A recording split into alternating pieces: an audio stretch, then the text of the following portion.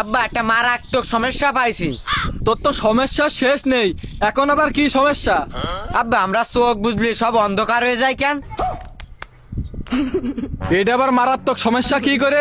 আরে চোখ বন্ধ করলি চোখের ভিতরে আলো যায় না, এই জন্য অন্ধকার দেখা যায়।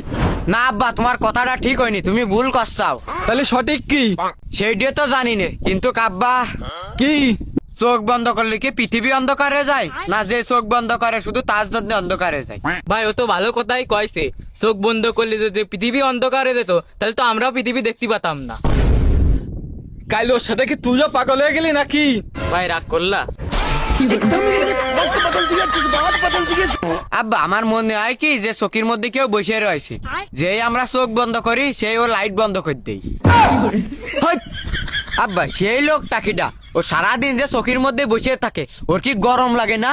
আরে তো চোখের ভিতরে কেউ নেই, যেটা আছে ওইটা চোখের মনি।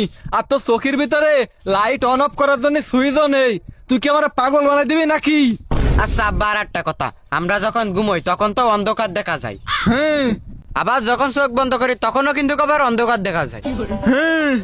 তাহলে কি আমরা ঘুম পড়ার জন্য চোখ বন্ধ করি, না অন্ধকার দেখার জন্য ঘুম পড়ি? আব্বা আমি যখন চোখ বন্ধ করব তুমি তখন আমার চোখের ভিতর লাইট মারবা, তাহলে কি হবে? তাহলে আমি যদি আলো দেখতে পারি তাহলে আমি মনে করবো আমার চোখের ভিতর যে ডিউটি করতেছে ওইটি ফাঁকি মারতেছে। আর যদি অন্ধকার দেখি তাহলে মনে করবো ওইটি ইচ্ছা করে লাইট বন্ধ করতে হয়েছে। উলো বাড়িতে মোটা বিদেশি টর্চ লাইট কান নিয়ে আই দিন।